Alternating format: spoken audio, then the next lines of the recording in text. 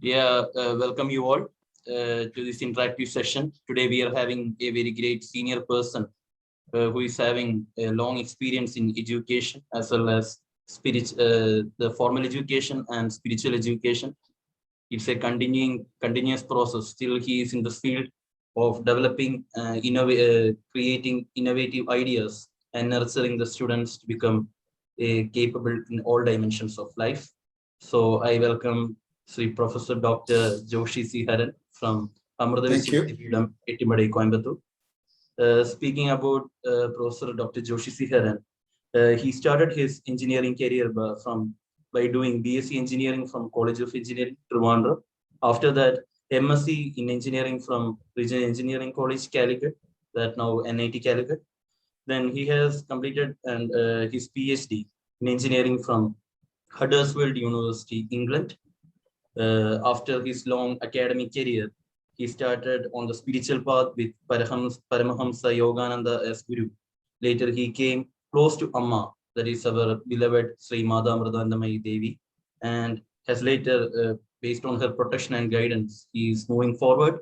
So his area of interest in engineering includes thermal engineering.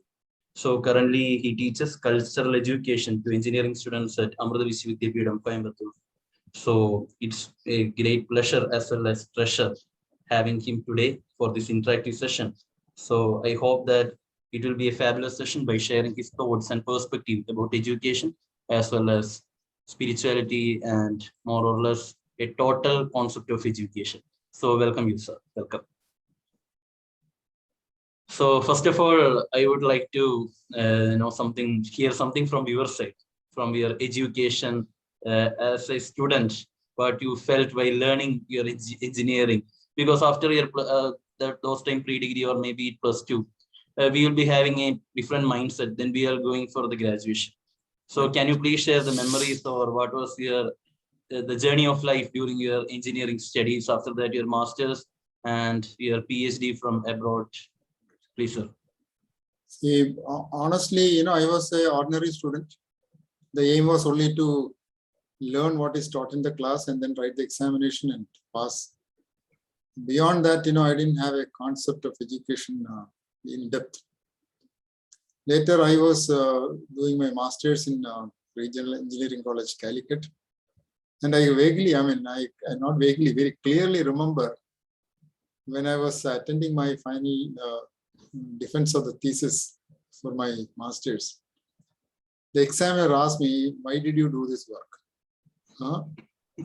And in my mind, I said, "Don't you know, this is a partial requirement for my degree." But honestly, what the examiner meant was what motivated me to really do that particular work, which is, I really wanted to know. The work I did was forces on a lever mechanism. So I will see that it's a tremendous practical value and to choose the motor which is to operate the levers. So I wanted to know the force coming onto the lever. That is why I did the work. But then in my immaturity at that time, I see somehow even today, I think we are not motivated by the work we want to do. It is still, my degree. So for degree, I have to get this thesis bound between two hard sheets. And we don't give much importance to our understanding. See, my desire is not there to learn and understand and get to know what is happening. So that is a major change which has come to me later. So honestly, after my NIT, that is RSC Masters, I went to actually IIT Kharagpur for my doctorate. So there I spent almost 6 years, but some unfortunate thing, I could not submit my thesis there. And my guide himself has gone to England in Huddersfield. So then he said he could come over. And immediately it did not happen. It is much later that I could go to Huddersfield and complete my PhD. So when I was at that period of time only, I started knowing that I am very keen on knowing the behavior of this particular phenomenon and so on. So today I will say any student, do you want to know? Do you want to understand this? Study is somehow taken as by hearting, and forgetting after the examination what you have forgot, by hearted. So today, yeah, my concept is very different. Whatever I learn should be with me all the time. It cannot go. So that's why people say education is what you remember after you have forgotten everything. For instance, 1 plus 1 is equal to 2, I don't forget. The derivation of Pythagoras theorem, I still don't forget. Because I have thoroughly understood it. I have understood and know how it takes place and so on. And today I tell my students what you learn, you should learn from the beginning. For instance, when you learn engineering mechanics, you should start with geometry. You should learn Pythagoras theorem. Then you should learn that cos theta theorem of non-right angle triangle. What is the third side, given the other two sides and the angle between them. And then, of course, from that you go on to the, what is it called? Your equation, Pythagoras theorem itself. You write the equation. C square is equal to A square plus B square, that if you divide by C square, it becomes sin square theta plus cos square theta equal to 1. So once you get that, instead of sin square theta plus cos square theta, we make it cos square theta x and cos square theta y equal to 1. And then we can expand it into a three-dimensional field and say cos square theta x plus cos square theta y plus cos square theta z equal to 1. So that becomes the coordinates of the unit vector. So you slowly, when you go slowly like that with the total understanding, you can never forget. So that is what is my concept today. Today I'm saying what you learn, you should learn completely to the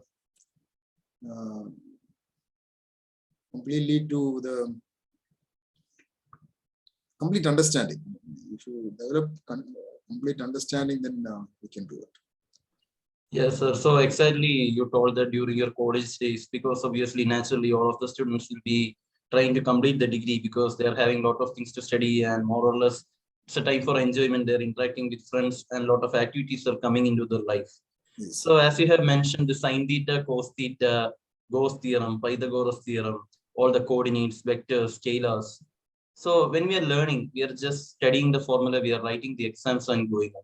So yes. Usually, in a layman point of view, many people used to ask, being an engineering graduate or any MSc mathematics or something, you're learning a lot of maths. In real life, where you're going to apply, in the job we are not using. That's a usual question coming. Sine right. Cos, where you are using sine cos, why you are using sine cos, who named it as sine cos, and why you are going for XY.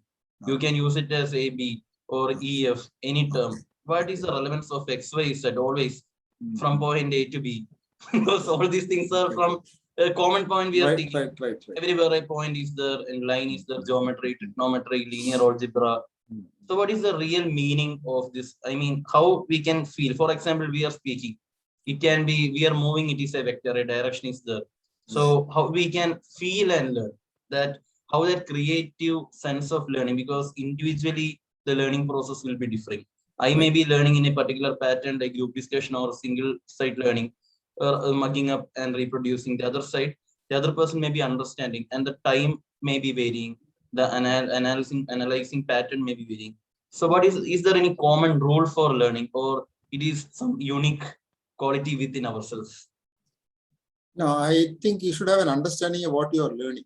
See, for instance, many people say, what is the use of learning this Pythagoras theorem and so on.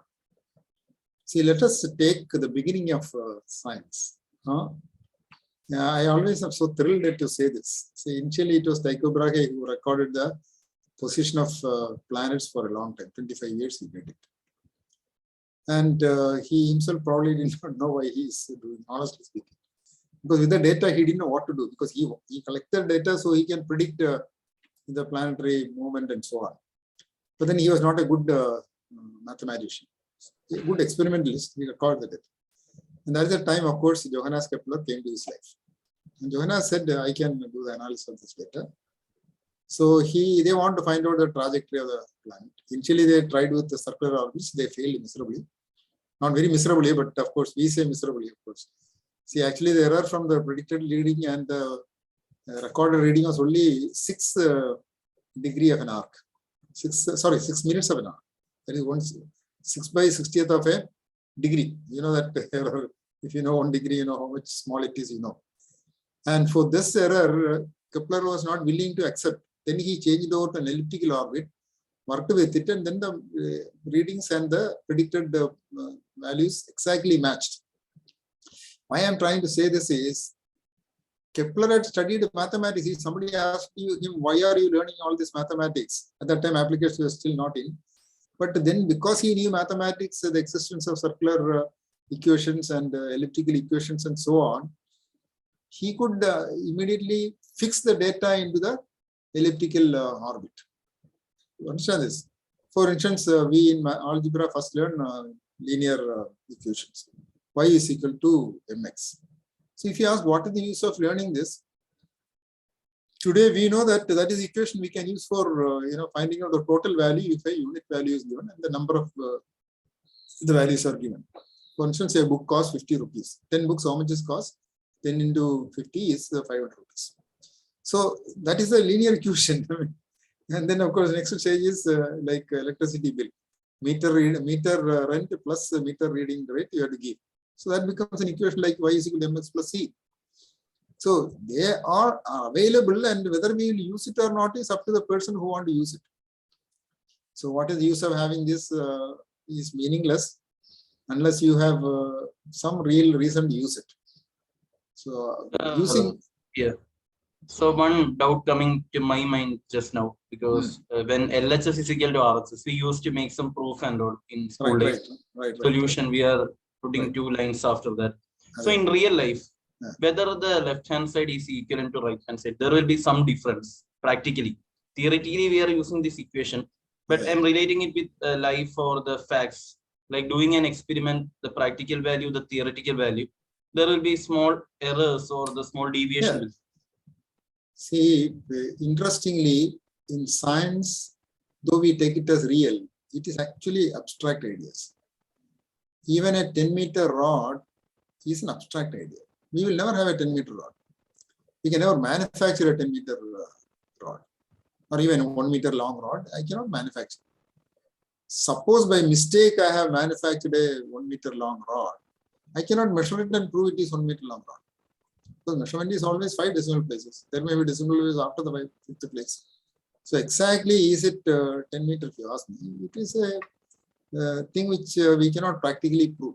So in science, we always take, by some law, we again take exact values. For instance, distance is measured from point to point, but I cannot fix the point really in practical life. Isn't it? A point is something which is not within my reach, honestly speaking. But in theory, that becomes necessary because distance is measured between 2 points. So I have to define a point, and I will define the point in some particular way. Like even in time, the point is fixed by an event. The event, is it a fixed point or is it a delta point, delta x or delta y? Difficult for us to do. But in theory, it is always that abstract idea of a point, a straight line, and so on. So that is there. So science is abstract. Abstract means a very clear idea, but exists only in the mind. The abstract, sometimes people take it as vague. Abstract is not vague. Abstract is very precise idea, but exists only in your mind. That's what is called an abstract. And all science is, complete science is abstract only. And of course, we have a reason for going, for instance, if you take center of gravity, I don't know how to find out the center of gravity or anything, but we know that that is the point at which we can consider the whole weight of the body is acting. So I can, if I want to take it as a rigid body, I will take the center of gravity as a point and the planet moving around. We take only the, consider only the center of gravity. We don't take the whole size of the planet and then study its motion. We study the motion of the center of gravity of that planet, and then we develop the whole theory. So that is how the abstract theories become very, very useful. Okay, sir. So apart from your interest in academics, after your academic career started, what made you motivate or created interest in spirituality or the so-called the other side of life, the spiritual or value, whatever it may be, that essence, that part of life, because it is a vast, like it's like ocean. Right. There is several interpretations are there, lot of questions are there, many answers are there, but still it's ever ending. Again and again, we are on the journey of finding the truth. But ultimately, it's like a long travel unless we reach our death also. That's a reality, the birth and death. It's truth. But in between, we are searching for the truth. And endlessly, we are not able to find the truth. Or maybe it will be an end and a starting point. As you, sir, has mentioned about the points. In life, the points start from birth to death. And in between, we are measuring our assets, our creativity, our methodologies, our interests. But finally, we are ending somewhere, so-called death. So unless, what is the real meaning of understanding ourselves or finding the real, what created the interest in you towards the spiritual knowledge? See, as a child and even as a youth, the early part of my youth, I had firm faith in God. I know God exists. But exactly what is God, I was not very clear. And I was in search. And then what really happened in my life was I went through a lot of suffering. And I had to find a solution. I, at that time, actually proved, that period itself, I proved that you have destiny and you cannot do anything at all with your life. It's not in your control. That sort of a thing, I was very, very certain. I proved to myself that you have a destiny. In fact, that video is there in my channel. Yes, you have a destiny, and yes, you can overcome destiny. So that overcome destiny is a much later part of my life that I could understand it so very well. So what happens is, when I went through all the difficulties, only I started really just like life and death question. I have to know the answer. See, like in my master's thesis, I should have wanted to know what is the force coming on the. No, it was a question coming from my mind spontaneously. This is from my inside. I'm asking, what control do I have? Can I make my life better? And then I had to find an answer, and that the seeking is what led me to finally my Guruji Paramahamsa Yogananda. So I normally say I came to the spiritual. See, they say people come to the spiritual path by two means. One is called Marjara Marga, other is called Markara Marga. Marjara is the cat. What does cat do? Cat will carry around carry the child around by biting the neck of the child. It will carry around like that. Whereas Markada, the monkey, the child will cling on to the mother. I did not cling on to God, but God took me by my neck. So that's how I don't know the suffering which I had come through. I really sought God, and so God forced me to seek Him. In one way, saying, but we also say God has given you free will, and unless maybe you'll have to accept that some force was involved there. But God normally will not insist that you love me. You have to, by your own free will, give your love to God. And so that is what finally has to happen in the spiritual path. So whether it was by little suffering or it is by real joy, what happens is, of course, your life's your own karmic conditions and so on is what I would briefly say. Okay. So exactly. So yeah, exactly. So as you have mentioned, sometimes some obstacles or hurdles will make us to clear or find a better path or a better self-realization in life. Every people like that. We need to get right thing at the right time. If you are getting something, you will get the right thing only at the right time. Yeah, exactly. Because we are always using right angle, right side, right time. Everything is right. Because if everything is right also, we need that unknown fact must be there. We need to get a platform or a situation where we can do something. If we are having a lot of things, but we are not able to execute that, that's a situation which is not in our control. There comes the spiritual path, or we can call it God. We can call it a power, because there will be a lot of singers, but everyone can't be a good singer. There will be a lot of, I will be having a lot of money, but if I'm losing my health, there is no meaning. I will be in a wheelchair. So that blessings, we can call it a blessings, or in Malayalam, we can call it Guruttam, or something like that. That must come from our deeds or so-called karma. I don't know whether it's relating to religion or thoughts. Just I'm sharing my thought. I'm sharing my idea with sir only. So the thing is that is there any resemblance with our deeds? It's our deed matters a lot, because we are in Newton's theorem. We have every action there is an equal and opposite reaction. In real life, is it so? There will be a reaction whatever we do. What is your opinion, sir? No, it is not an opinion. It is very simply you can see every action has its result. every action. And whatever comes to your life, 100% you are responsible. With whatever work you have done earlier or whatever action you have committed earlier, only as a result of that, something can come into your life. See, nothing comes free. Suffering or blessing has to come with the karma you have already carried out. It's an action you already carried out. See, for instance, I think it is probably correct. I mean, the Hindu philosophy, they say Drishtaphalam and Adrishtaphalam. Because I have come across it after I have understood it myself like this. My understanding was there is a direct fruit of an action and there is an indirect fruit of an action. That's the way I used to say it. For instance, I have thrown a stone, let us say. What is the direct result? The stone goes along a projectile path. I have lost some energy. These are the direct result of that action. But what are the indirect results? The stone may go and hit my neighbor's mango tree and the mango falls down.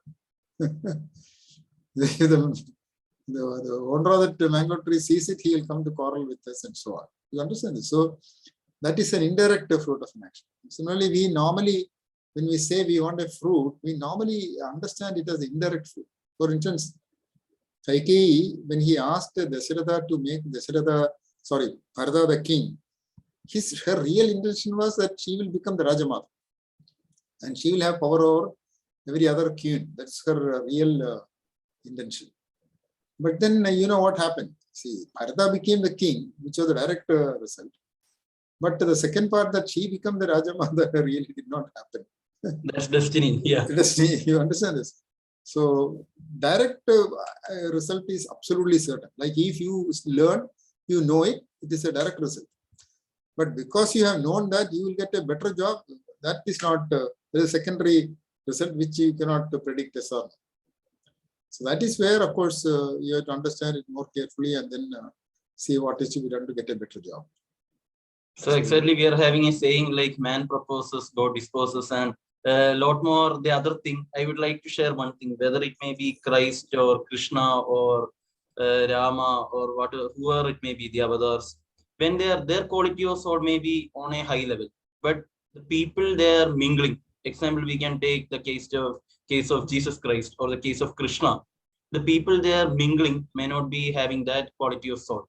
So they have to face the pain, or they have to undergo the situation. They also have to face a bad phase in their life, like Rama went for Vanavasa.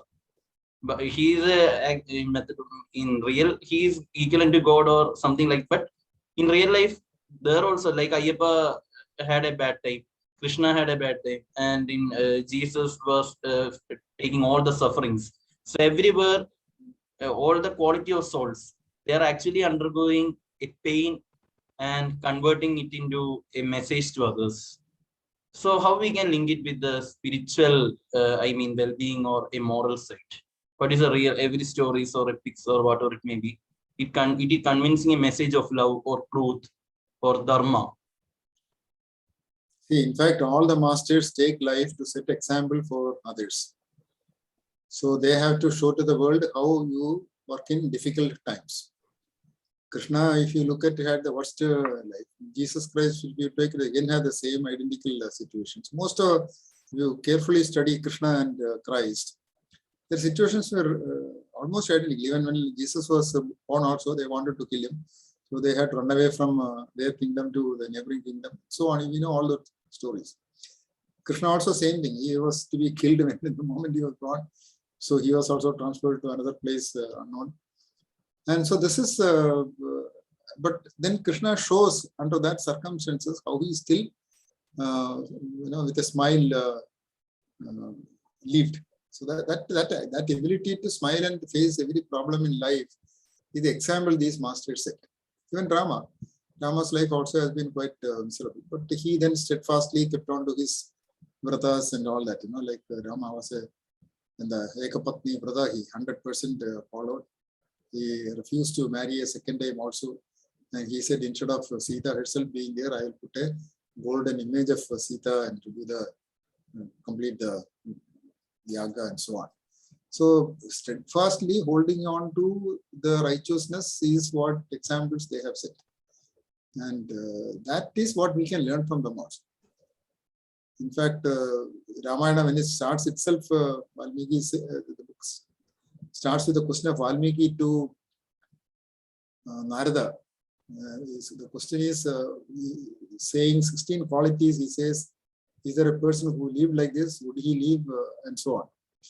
And a very nice Sanskrit sloga. I hope you don't mind if I chant it.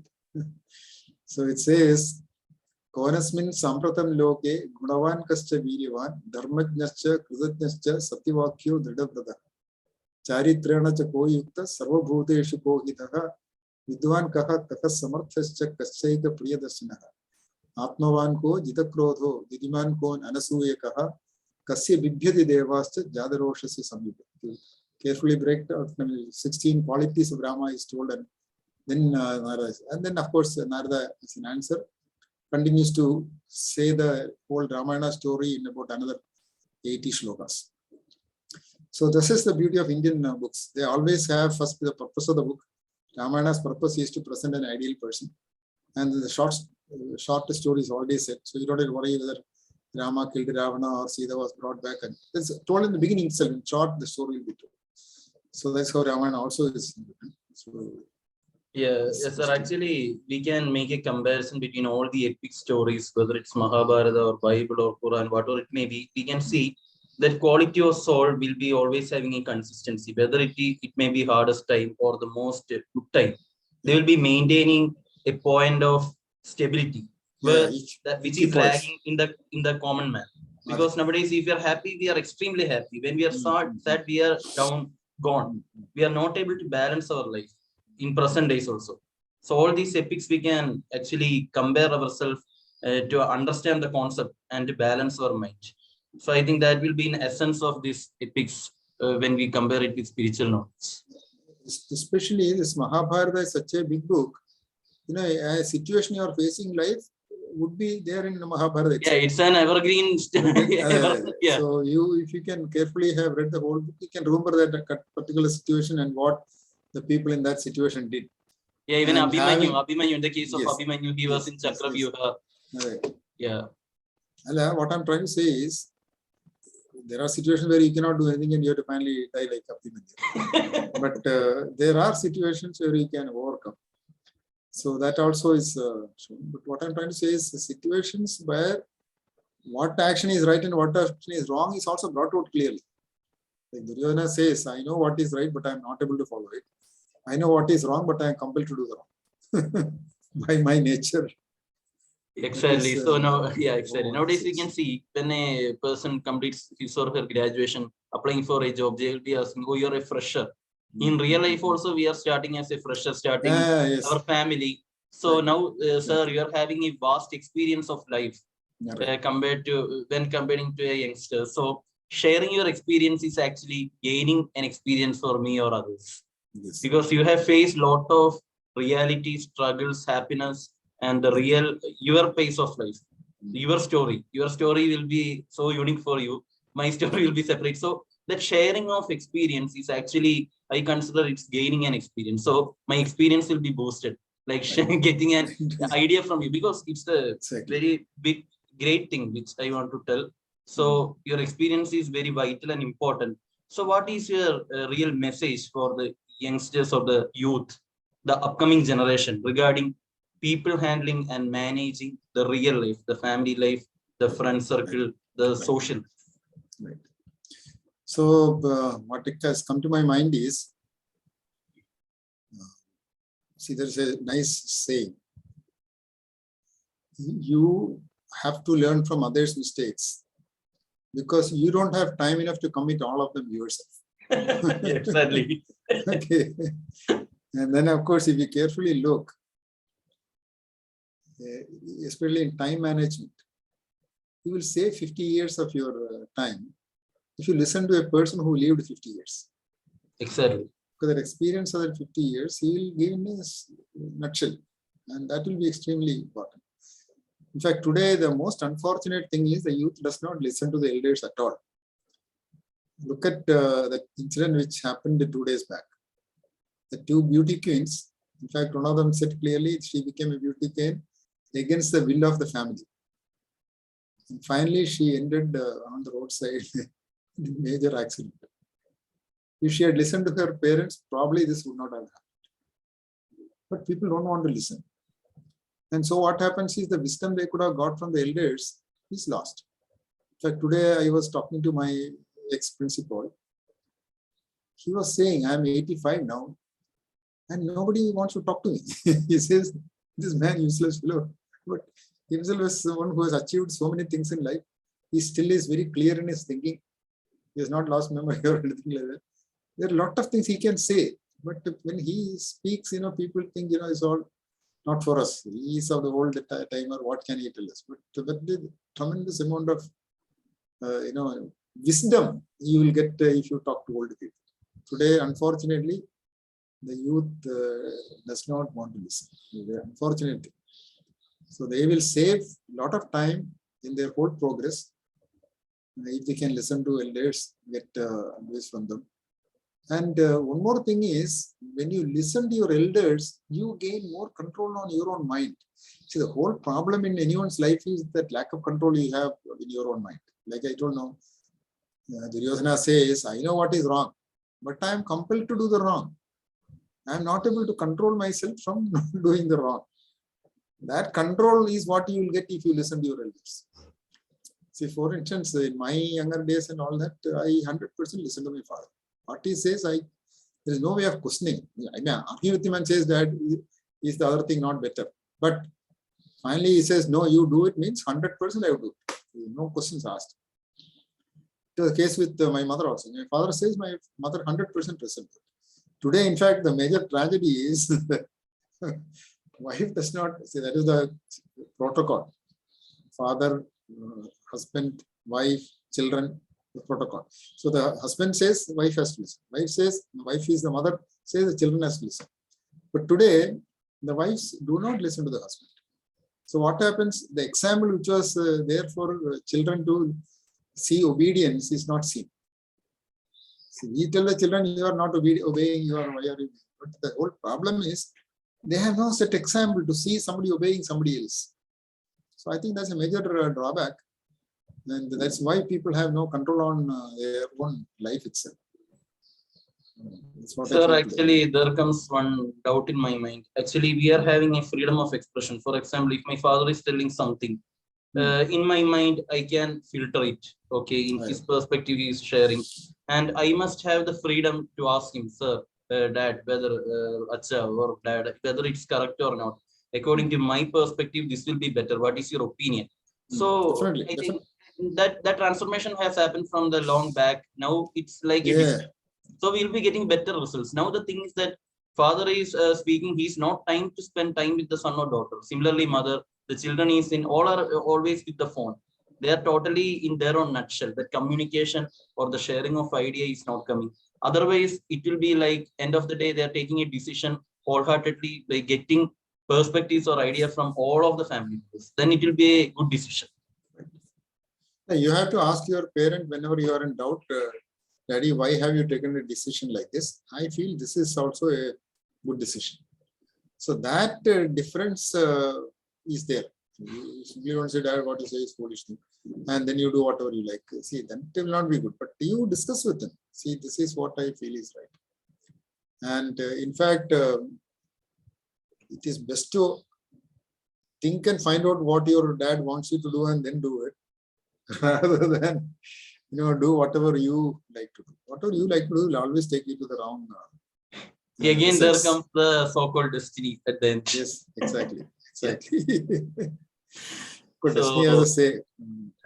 So the next thing is that when leading a family life, like mutual respect or whether our career, a corporate career or any other employment, like after the academic, we are entering into the other phase of life.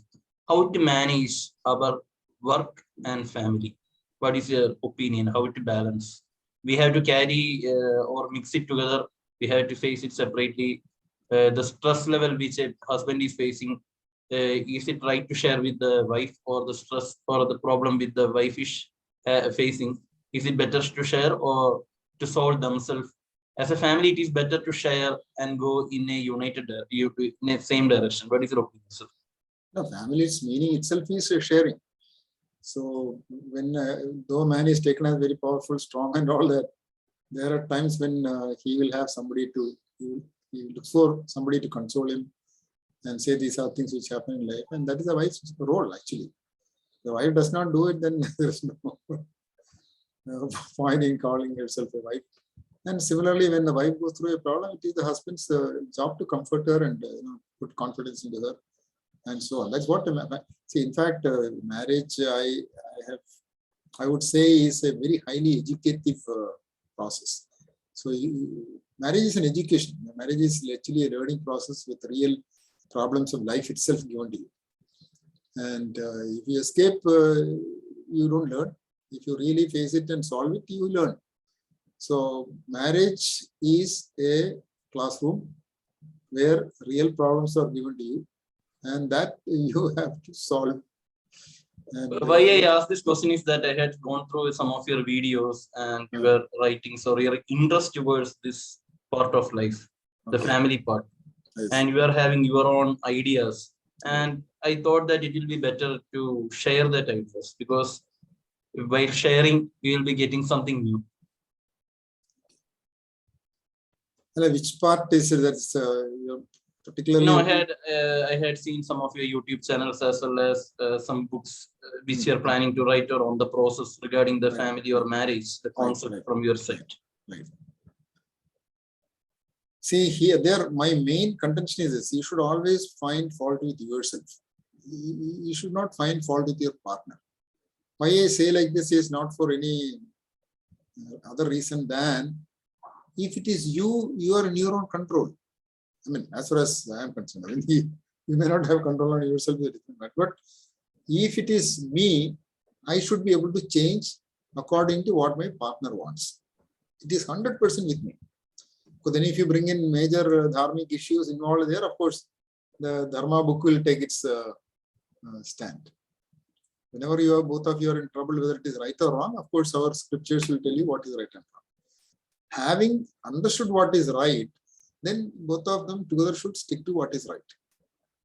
Otherwise, of course, it is always, as I said earlier, to overcome your own mind, it is better to listen to your partner. If you follow what the partner wants you to do, because there are many times, I told you going for an evening walk. You're going for an evening walk,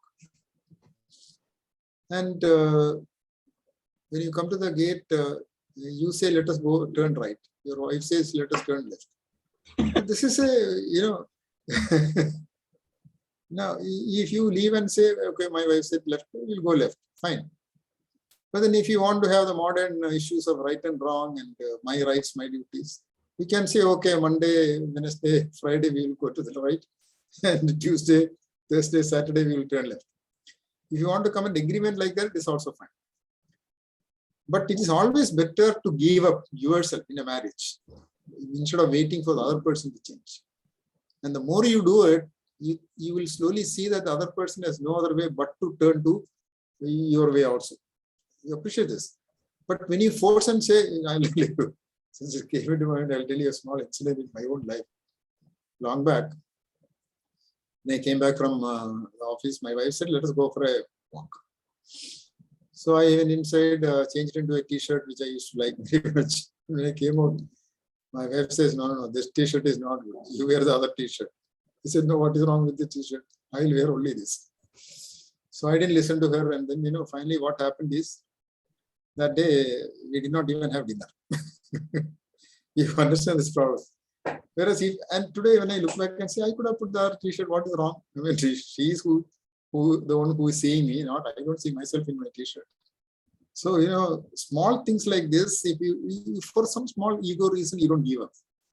You should learn to give up and you will find your life much easier. And marriage is only to learn to give up, by which you reduce your ego. And reducing your ego is you are getting more closer to your spiritual awareness. So that is why I finally say marriage is a compulsory spiritual path. So you lose your ego and you are getting married only to lose your ego.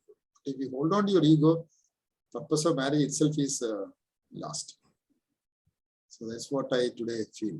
Yeah, exactly, sir. So It was a wonderful session, and I had seen the starting itself. Like we had started from the education, the purpose of education.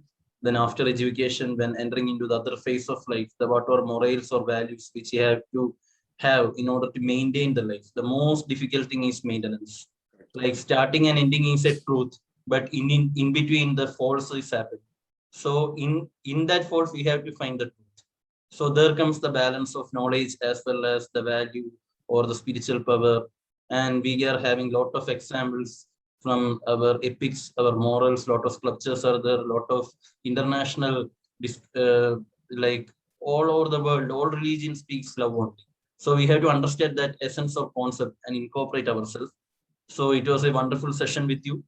So thank you for spending your valuable time, and I'm really waiting for your books. As you have mentioned, it will be a different idea for giving to the society. As you have mentioned, sir has mentioned, the marriage is a learning process. It's like a classroom where only two students are there, and the two students are the masters also. So when a master coming to student, it's like one time only one master will be there, other time the other will be. So it is a give and take policy. So by sharing, we are learning. So that is a different knowledge from your side. And that perspective of marriage is really wonderful. So we are really waiting for that book. It will be a good eye-opening for the society. It will be a wonderful experience for the readers also. So I wish you all the very best for your upcoming years in the career, for enlightening young minds, the students, for a bright future, incorporating all the moral values and the educational concepts. So thank you, Professor Dr. Joshi Siharan, for sharing this valuable time. And in other words, sharing your experience, I have gained more experience. So my so thanks for sharing your experience in order to gain my experience. Thank you, and I wish you all the very best and a good health. I need your blessings. Thank you. I thank you for arranging this. Because some way I can spread these ideas also. Thank you so much. Yeah, sure, sir. Sure. So again, we will be meeting if the destiny wants us. Yeah, exactly. So there, the destiny is there. Today, it is the time for the destiny for this meeting. Up to this much, yes. So I thank the destiny. And I don't know who, if you will get questions back from people, that would be nice. Yeah, we can see the second talk. Yeah, sure.